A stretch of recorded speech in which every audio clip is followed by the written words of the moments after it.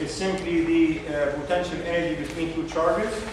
So when you have a test charge and another charge next to it or close to it at a distance r, they have potential energy exists in the region between them.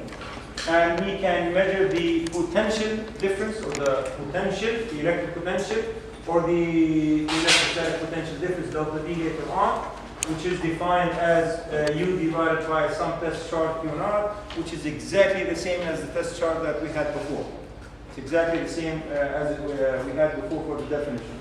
Now, we did the point charges last time, so we did everything with point charges, and today we want to do the continuous charge distribution. So instead of looking at one single charge, one single point charge, now we're looking at some continuous charge distribution where we wanted to find the potential at some point away from this test charge, somewhere here at point B. We want to know what is V equal to. Now, by definition, by simply looking at the definition, V is equal to 1, or defined as 1 over 4 pi epsilon Q over R, which is the definition from last time. It's the potential at some point A, or this point P, which is at some distance away, R, away from the continuous charge distribution. We will do this the same way as we've done before when we looked at the electric field. So what we'll do, we will take a small test charge, a small infinitesimal portion of the charge, which is dq, and then we'll calculate, instead of V, we'll calculate delta V. So that means if I go here and go to this equation, then delta V will be equal to 1 over 4 pi epsilon naught dq over R. Okay, so I'm calculating the potential due to this small portion of charge, which I selected. Infinitesimal means very small, right? Very, very small. So I wanted to look at what's the effect of that, what's the potential due to that. And then to get the potential due to the continuous charge distribution, then all we do is just integrate both sides. And since we know V is constant, so delta V is V, okay? Guys, delta V is V, and then I will get the potential, the definition of the electrostatic potential due to a continuous charge distribution where I simply integrate. Now the advantage of this, this equation here, is that this is scalar. This is a scalar quantity. Meaning what? Meaning that I do not have to worry about the sine and the cosine and things like that. In fact, one of the very first quick examples that, where is this? I guess I'm repeating this again. Yeah. Which one? This one is not? Okay, it's right, the same one. It's exactly the same as this one. Okay? I'll make sure that I'll. So the first definition, guys, the first definition for the potential, the electrostatic potential, please, guys. The first definition for the electrostatic potential to a continuous charge distribution, you can use this integral equation or integral form of the definition of the electrostatic potential, by which we calculate the effect or the potential due to the whole charge distribution. But that's not the only way we can get that. Yeah, there are two approaches. The second approach, by simply looking at the definition of delta V. Okay, delta V is simply defined as what? As the work in going from A to B, which we calculated last time, divided by Q. Okay, by definition. If we do that, the work is simply defined as what? E dotted with, remember work? So QE. So remember, work is defined as QE, right? Because that's the force multiplied by some distance D, right? Divided by, in this case, Q. So the Q's will cancel, and then delta V will be simply in this integral form that in going from A to B, the potential difference will be simply E dotted with DL. Okay? So there are two ways. Let's make sure that we understand these, guys, these. No monkey business. You know, I don't like that. Okay? So there are two equations which we need to use, or we need to make sure that both of them, they will give us the potential, but we just have to be careful with which one are we going to apply. So the first equation, which is V, right, in going from A to B, from point A to point B, it can be calculated by simply integrating, simply over an infinite, over the whole region, from, I don't know, from where the point is to over the whole region, and of course, don't forget this. Okay. So integrate all this, integrate over the whole charge, continuous charge in this case. So if it is if it is linear, then it's lambda L.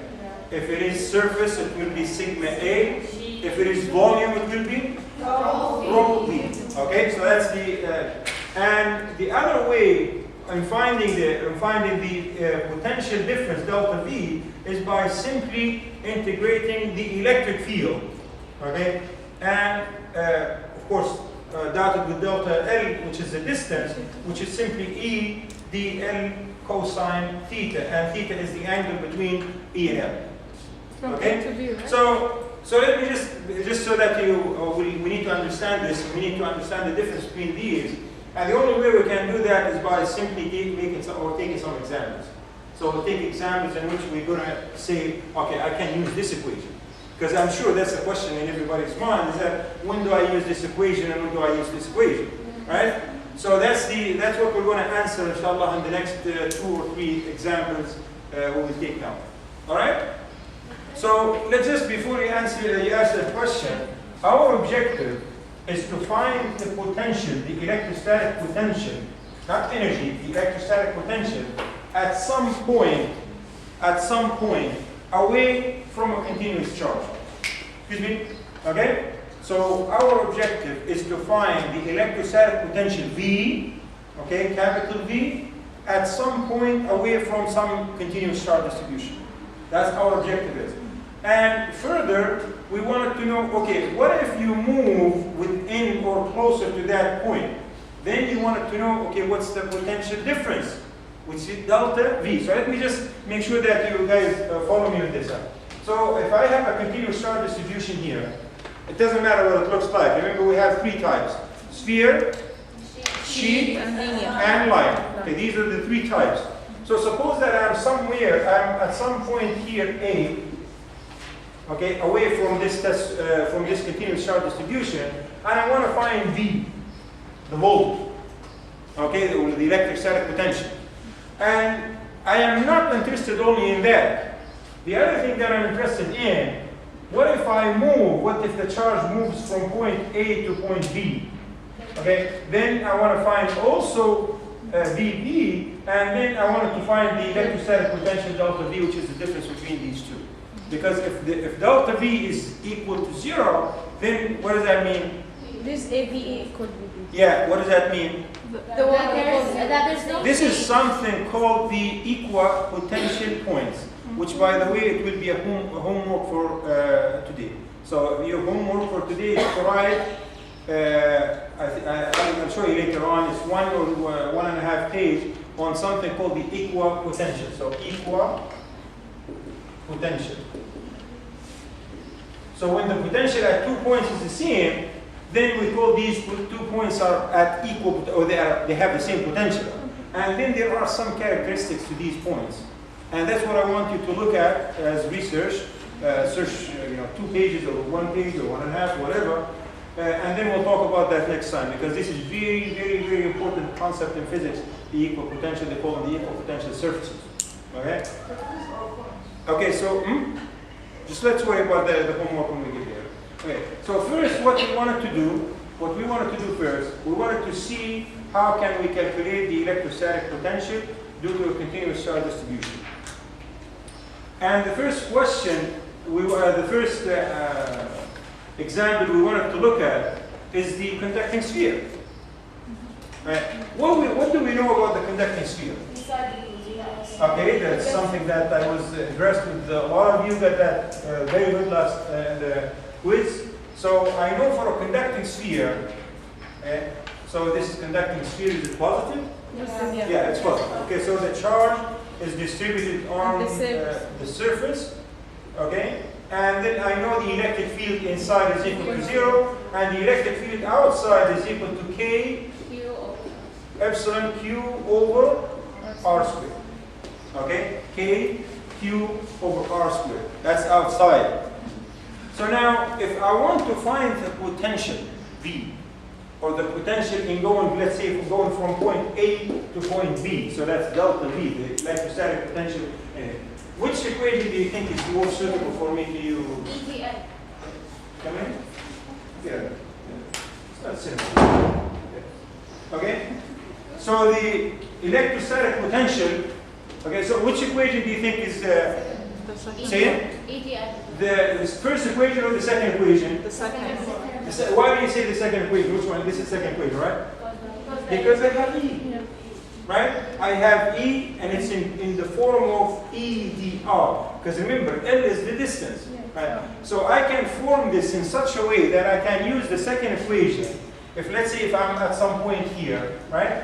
And I want to go from this point A to this point B, right? Along this line, okay?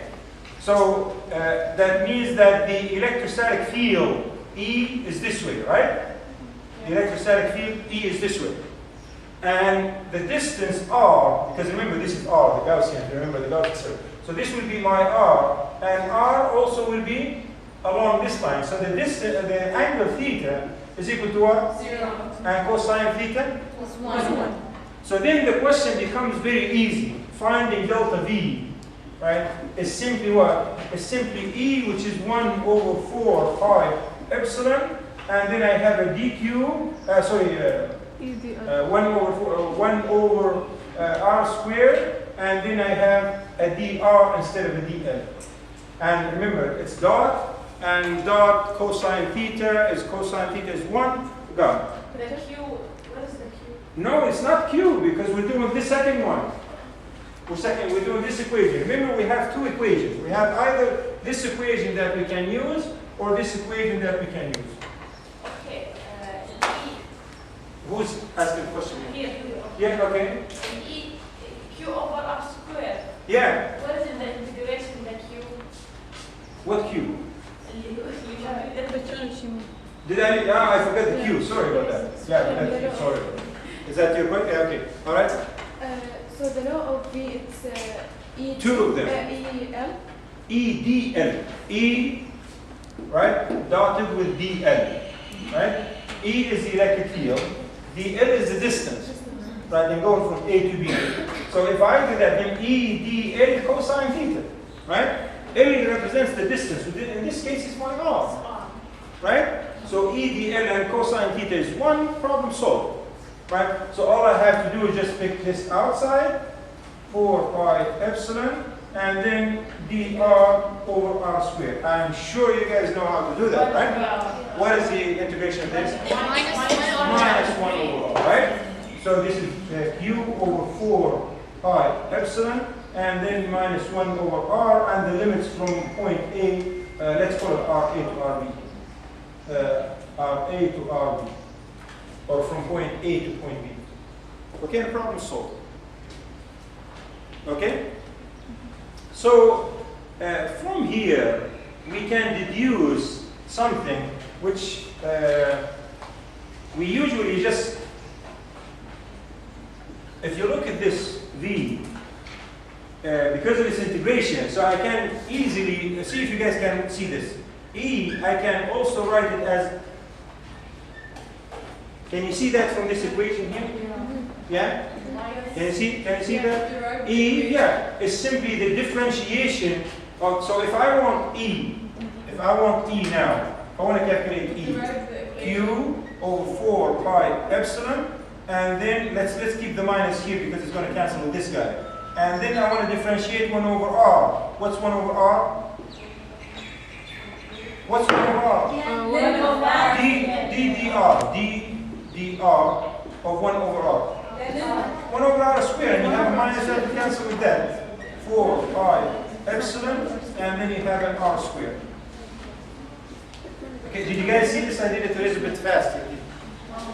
I just want to show you that this formula or this relationship, that the electric field is nothing more than the derivative of the potential with respect to the distance. Okay, so if any time I get I'm leading you towards something here. Any time I get the potential, if I differentiate it with respect to the distance r in this case, then I should get the electric field. Do you realize how much this is going to simplify things for us? Do you know how we calculated the electric field at the very beginning? When we had to do all this integration and cosine and sine and all these things? This is going to simplify things a lot for us. Knowing that the electric field is nothing more. If I know how to calculate V, which is scalar that means it's easy to calculate, right? If I know how to find V, then all I need to do is just differentiate with respect to the distance, r in this case, and then from there you get the electric field, and the only thing that you have to worry about is the direction, which sometimes you can't see from the conceptually you can't see that. Okay? You guys are looking at me as this is very simple, very simple. We still did not look at the potential inside, because that's what I'm trying to lead you. Okay, I'm asking a question. I just want to make sure that, let's write what we found here, first of all. We found that the potential delta V, okay, is equal to this quantity here, which is constant, and it's 1 minus 1 over r, and the limits from RA to RB. We did not put the RA and RB because we have to know what RA and RB is. Okay? And then I sort of convinced you, and I'm sure you are convinced, is that I can get the electric field from here by simply taking the derivative with respect to R. Okay? So this is basically, I'm telling you that if you know how to find the potential difference, then you can get the electric field from it very easily. You don't have to do any this fancy integration that we did and all these things. Because what I'm trying to say that the calculating the potential energy is easy, straightforward. In fact, we just saw that. Because why is it easy, straightforward? Because we don't have to worry about the directions. Okay, it's simply a scalar quantity. Okay, just like we're dealing with x and y. Okay, and there are two questions. Yeah, go ahead. So the second equation in red and the last one, they're the same? Which one? Yes. This equation here? The one below it? This one? And the one above it? This is now a definition. We extracted this definition. Yeah, and the one above it? This is, we got this from, Yeah, from here. So Because what I did here, maybe I should write this, I am writing this as minus dr O V. And V, I have it as Q, Q. And then I have minus 1 over R. And of course I have the K. I'm just going to write it here, K. Okay, the 1 over 4 pi epsilon. Okay? If I differentiate this, so let's take this out, which is Q over 4 pi epsilon, and I differentiate this 1 over R squared, and the minus with the minus will go. I got the electric field. okay, and the equation below it is Which one? This one? the same as the, Yeah. just the application of the Yes, the application. This is a definition. Okay. Okay? Who else? Somebody else? Yeah. Doctor, there you were integrating. In here I'm integrating. There I'm How come differentiating. there? How? That's what the integration is, the opposite of I integration. know. Yeah. Why So are you if I'm going from delta V to E, from E to V, I'm integrating. Oh, okay. If I'm going from E to, then I'm differentiating. Okay. Okay? Very good question. Okay, now there's one thing that we did not discuss, is that, and I deliberately did not discuss it before because now I wanted to establish this formula here, or this ISP, this definition. Now, since I know the electric field inside is equal to 0, and now I know E is dV dr, what do you think V is inside the sphere? 0. B? It's constant. B is Constant. Somebody said constant. Constant? Why? Because The only way constant is that you're going to get is 0 if you differentiate a constant. Constant. Got it? That's why I did this before I explained that, because now it's easy for me to explain. The only way you're going to get an electric field that is equal to 0, which we know. Right? The only way we're going to get that is that if we are differentiating a constant. It means what? It means that the electric potential inside the sphere is what? Constant. Is constant. Okay, now if we look at this. This is a plot of the electric field as a function of, the electric potential as a function of R. Remember now the 1 over R means that we have negative. Right? We have positive potential, we have negative potential. In the electric field, it's 1 over R squared, so it's always positive. Now, because it's 1 over R, we have 1 over R and 1 minus, so we have negative, positive potential and negative potential. This we did not have with the electric field. Okay? Now, inside the sphere, it's simply constant, some constant value, and that constant value is equal to the value at the edge.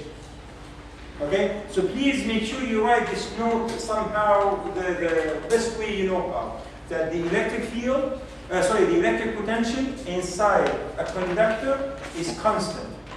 Remember before we said the electric field inside a conductor is equal to 0?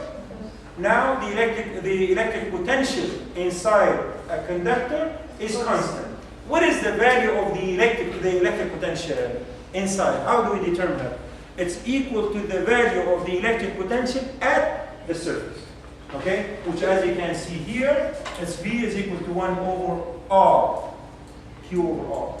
Okay, so again, write these in your own words, but Arabic is easy.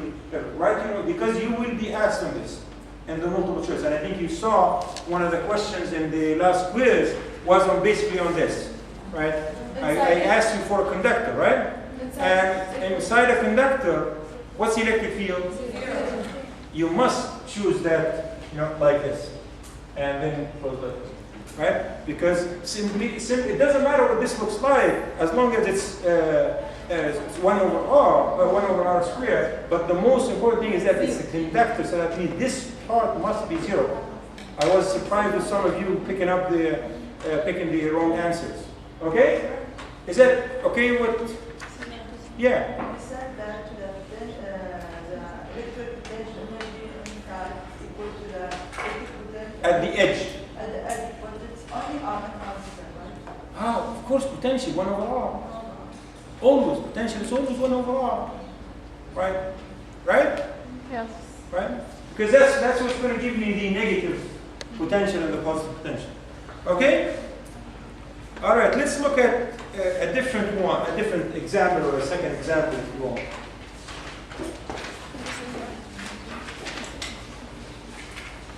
So now, if you remember, we did this before, we did this example before, where we calculated the electric field, guys, please. Where we calculated the electric field, and was equal to this, right, at point P. Now remember, I have the two options. I have the option to use this equation, or this definition, or this expression, or this. Okay? Either this or that. Now, if you look at the second one, you wanted to integrate this. That's not good, right? Or it's not good, but it's really something that you may have a challenge with it. But if you look at the first question, where it says that V at the point P is equal to 1 over 4 epsilon. Can you see this now? Yeah, okay. And then I want to integrate dq over r squared. This is V, right? Okay, what's r? R is equal to what? P. No, in this case. Okay, so it's 1 over 4 pi epsilon dq over square root of x squared plus a squared in this case. What is this integration equal to? What's the integration equal to? Tan? No. It's constant. X is constant, right? A is constant. A is the radius, right? So the integration in this case is simply 1 over 4 pi epsilon, and this guy comes out as well, dq. plus, no q, no nothing, dq, yeah, you're right, absolutely right. And what's the integration of dq over the whole thing? Simply q.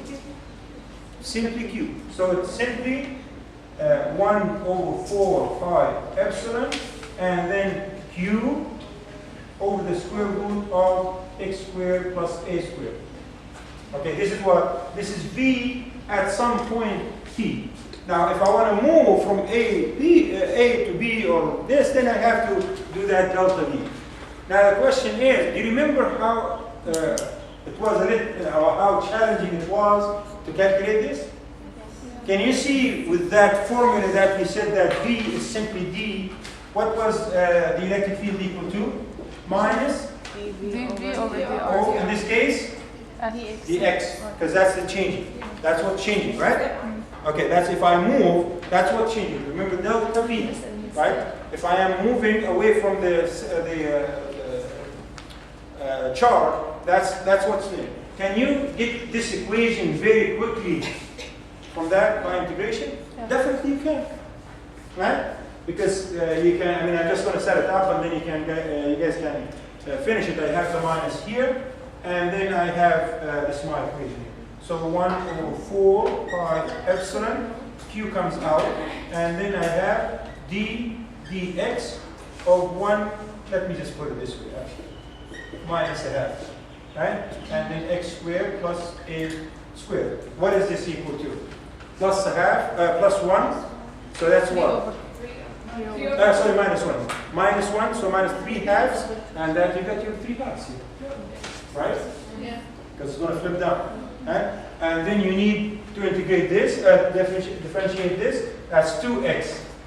Right? So you get the x and the 2. The 2 will cancel with the half, and then you get your answer. I'm making it look easy, right? Right? It is easy. It is easy. Right? Let's do it here. Let's just. Who's good at calculus? Me. Who? Yeah? Okay, you get a calculator. Can you do this? No? Okay, let's see. Remember, we wanted to get this equation, right? From V, because V, you look, V is easy to get, right? Right? You agree with me? V is very easy to get? Yeah, because there's absolutely nothing. These guys come out. I don't have to worry about the cosine, the sine, and all these things because V is a scalar. So now what I have to do, I have to differentiate this with respect to x to get the electric field. Okay? So E will be equal to minus, I'm just going to pull the q out and the 4 pi epsilon out. And then I'm going to have d dx of, what did I call it, x squared plus a squared to the power of minus half. Right? Okay? I'm doing math now. So let's keep, I'm going to keep this, guys, the same. I just want to differentiate this. This will give me minus a half. Minus 1 is minus 3 halves. And I have to multiply by minus half, right? So I have minus half here. And then the same thing, except now minus 3 halves. And then I have to differentiate this. That's what? 2x. Yeah. Right? Let's differentiate it. Okay, so the 2 will cancel the 2, the negative will cancel with the negative, and then what do I have for the electric field? Q over 4 pi epsilon naught, and then I have x squared plus a squared to the power of 3 halves, because minus 3 halves, and I have an x here. Voila. Right? Same thing. Yeah, you had a question. Why are we driving with respect to x? Because that's, remember, this is delta V. Delta V, you have a change in V when you go from to. Right? So that means you're moving along, in this case, along x. So your differentiation will be with respect to x. Distance. Alright?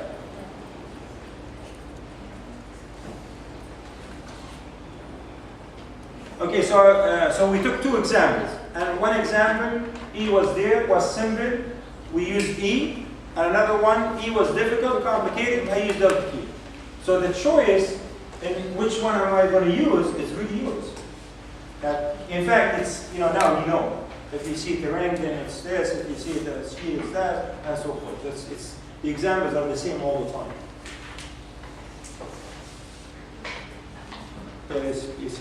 Let's do the line one more time.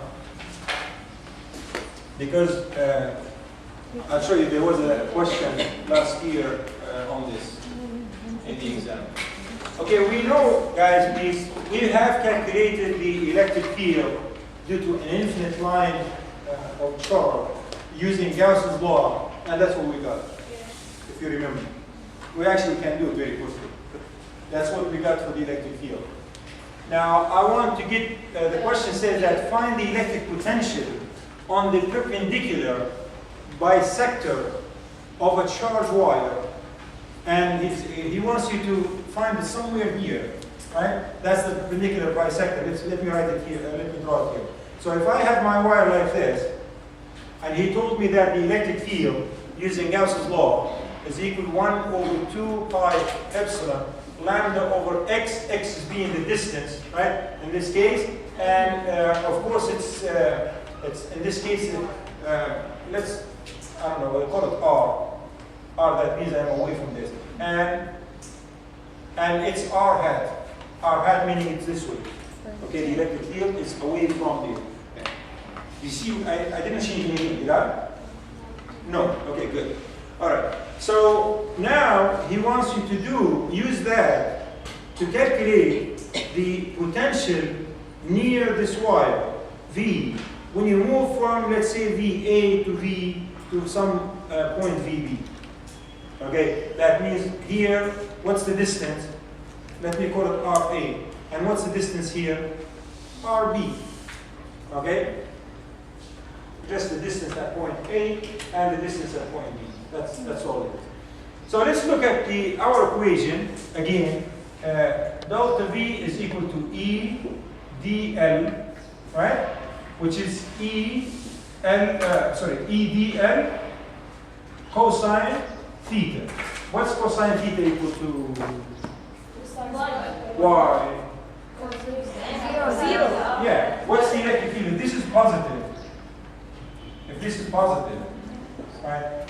The electric field is this way. That's my electric field, and my motion is this way. I'm going from point A to point B. Right? So what's the angle? Zero. Cosine 0 is 1. So I'm back to that easy integral where I have E dL. Now L in this case will be simply R. Right? I just called it R. I'm going from RA to RB. That will be the limits. So let me put everything together. 1 over 2 pi epsilon. And there is a lambda here, comes out of the integral. And then I have 1 over R, and then dr from RA to RB. What's the integration of 1 over R? Len R. Len R. The potential, guys, is very simple. So, okay, so the integration of all, let's pick it. Okay, so the integration of this is equal to, so the potential, the delta V is equal to lambda over 2 pi epsilon len R from RA to RB. Okay, now I can tell you what, remember it's simply equal to lambda 2 pi epsilon len RB minus len RA, and that's simply equal to what? So len RB over RA. That's it. There was a question in the exam, I think in the midterm last year. It's actually this question, this specific question. In the first part of the question, they ask you to calculate the electric field using Gauss's law. Okay, so the first part of the question. So question, I don't know what, part A. Calculate E using Gauss's law. Okay, at a point R from the infinite line. Infinite line with lambda. So it has a lambda L. Okay, can somebody quickly calculate this? Using Gauss's law? Very quickly. I'll give you 1 minute. Zero? See if you guys do it. No. Yeah, see if you, this is the line, right? It has a uniform charge distribution, lambda. Okay, and I want you to calculate the electric field using Gauss's law. Take a minute. You can see if you 1 calculate. over infinity. Gauss law. This Gauss law is a cylinder, and we break the surface into 3 parts. 2 of them will give you 0, and 1 will not. Use this. So Gauss's law is what? Is the E dl dA. dA is equal to what? Q equals over epsilon naught. See if you can do this in 1 minute, quickly. Remember, you have to break this into 3 surfaces. Okay? Take a cylinder. That's your Gauss surface. This is your surface 1. This is your surface 2. This is your surface 3. I did it. 1, 2, and this is 3. Very quickly. Question? One and one and no, I get it. Okay, you got it? Excellent.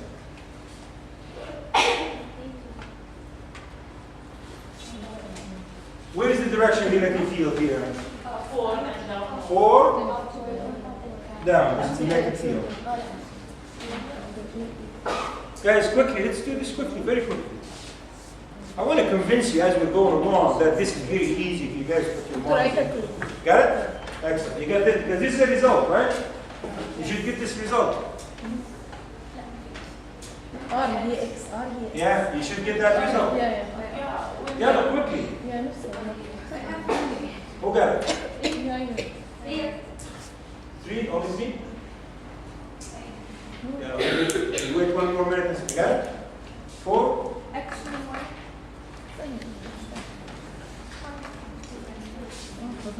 Okay. See, I'll race you guys. Okay? Okay, I'll race you? Yes. Alright, let's start. 1, 2, 3.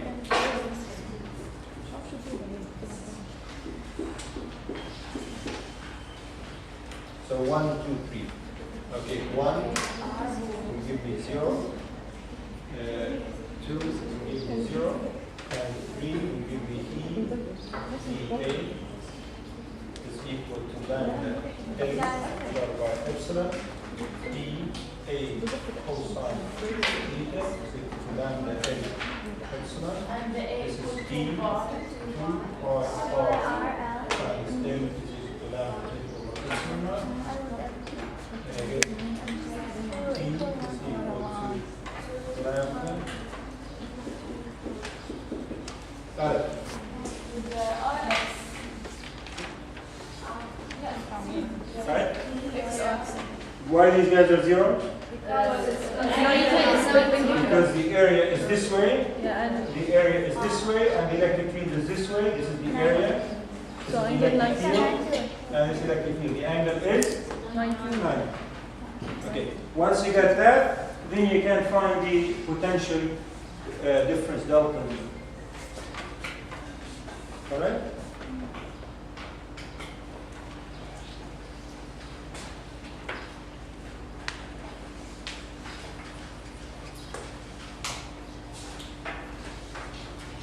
So let me just, I wanted to put these equations.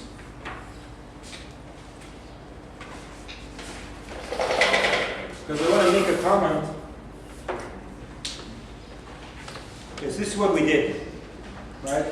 So the potential is this, RA minus RB, okay? And then we wanted to pick, or we wanted to emphasize the point of 0 potential. When is the 0, when is the potential equal to 0? When? If the R is When R goes to infinity. Like when R goes to infinity, because it's 1 over R, right? 1 over R, when R goes to infinity, it gets 0 potential. Okay? So make sure you don't forget that. You guys want to do this, or is it clear now? No, Should no. we do this? Yes. The same No? as the ring. Hmm? It's the same as the ring. Yeah, the same as the ring. That's right. Right, let's, somebody guys can through it, see if you guys, it's not going to take us more than 1 minute to do this. Now we want to find the electric potential. We want to find the electric potential at the point B, P, away from this wire, or this wire or something we. Okay? I want to find the potential here, V. Now obviously, I wanted to use the this one, V dq over R, 1 over 4 pi epsilon dq for V. Now R, if I pick, if you remember from last time, this is my dq is equal to lambda dy, and y goes from minus a is less than y is less than a. Okay, so my dq is simply that, and R in this case changes. It's a 1 over 4 pi epsilon. dq is lambda dy, and R is equal to the square root of x squared plus y squared in this case, yeah, y squared, and then I go from minus a to a. Lambda comes out, and this is something that you can pick from the yeah. So you can pick from the standard integrals, and you can calculate it. You can calculate the integral. This is, you guys, I talked to you about the standard integration. Huh? You guys are familiar with them? The integration tables? Yeah, Who's familiar with the integration tables? Yeah, there are, if you go to Google and you do the integration tables, you get all these tables that gives you standard, what they call standard integrals. Something like this, it will tell you what it is. So in the exam, if this comes in the exam, I will tell you what this, how do you get the integration of that. Okay? So this will be equal to that from the limits from minus a to a. All right? I'm not going to do it. Okay, this is your homework for next class. Okay, write a 2-page report on equal potential surfaces. Include an illustrative diagram and the numerical exam. Do next class. Okay? So the book has very nice explanation of this. The reason I just want you guys to go read the book. So everything is in the book. So examine the book, and then just do that next class. Right? So this concludes, guys, please. This concludes chapter 23. Okay. You can close this now if you want. Shut up. Yeah. So